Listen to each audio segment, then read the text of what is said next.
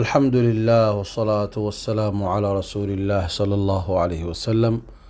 أما بعد، إله ما هذا جل جلاله ما هذا عن سوكو بكرين إن النصيب يشو مرلبات إن لكل مو أن أركو معلم لغو مقعابو مالن إساق ابن مالن وكمده معلمين تا غير واجد oo ugu muddada dheeraa taqriiban intaan hadda xasuusto 40 sano ilaahay dartii meel u fadhiyay oo dad badanna quraanka uu soo baray wax badanna lagu aflaxay madrasada ugu weyn ay kamid tahay oo khidmadaasi quraanka iyo ahalkiisa iyo dadka in la baro shaqadiisa ka dhigtay jazaahullahu khayran.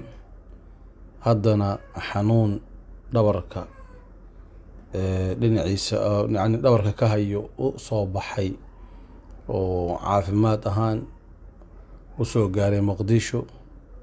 markuu sii laabanayo Muqdisho xamar oo ka dhamaaday ayaan is aragnay, waxaan soo raacnay Baydhabo.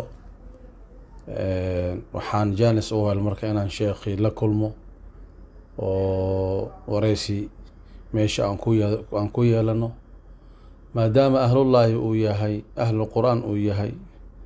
ducana waan ka dalbay inuu noo duceeyo jamiican, ani keligii ma ahan, ummadda muslimiinta meel kasta ay joogaan inuu u duceeyo, inuu Soomaali u duceeyo, anigoo si khaas igu duceeyo. ilaahay subxaanahu wa tacaala ha barakeeyo. waa runtii aaya min aayaati illaah, abaal badanna nagu leh xaqiiqatan. bal anigu si khaas ah waxaan ugu mahadcelinaa in laba xaasaskii ka mid ah uu macalinkooda u ahaa, aniguna macalinkii uu ahaa bidaayaadkii, oo ummadda reer waajidna ay ka ugu mahadcelinayaan kulligooda inuu yahay qof kudaysho mudan, adduunyo kale ma raadsan.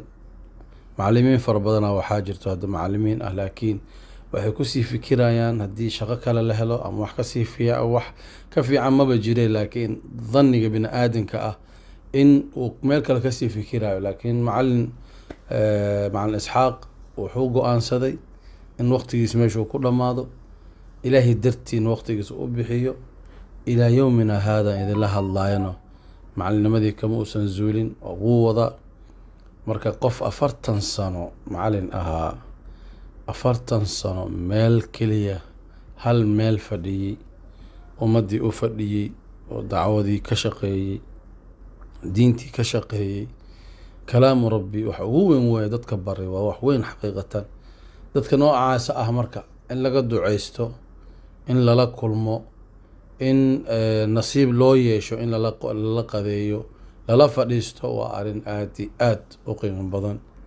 haddii la yeeli karo in axwaashooda khaaska ah iyo xaaladahooda inaad si hoosa inaad u wareysatidood ka duceysatidna runtii wax weyn ay tahay cinda Allah subxaanahu wa tacaala. marka ilaahay subxaanahu wa tacaala nagu anfaco ducadiisa iyo wanaagiisa. wabilaahi towfiiq. wassalaamu calaykum waraxmat ullah.